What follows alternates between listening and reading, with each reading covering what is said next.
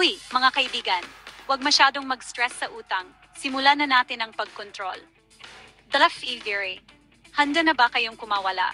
Parang ang hirap talagang makaahon sa utang. Pero kahit maliit na hakbang, malaki ang maitutulong. Una, ilista lahat ng utang mo.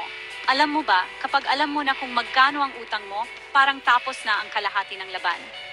Sunod, unahin bayaran yung mga utang na mataas ang interes. Kasi yun ang mas mabigat sa bulsa in the long run.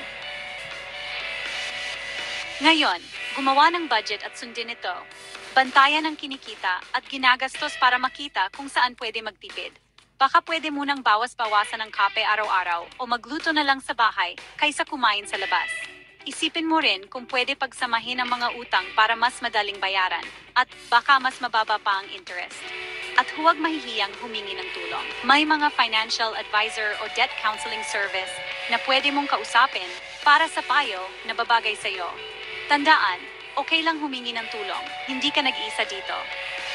Ang daan patungo sa pagiging malaya sa utang ay nagsisimula sa unang hakbang. Kaya mo yan.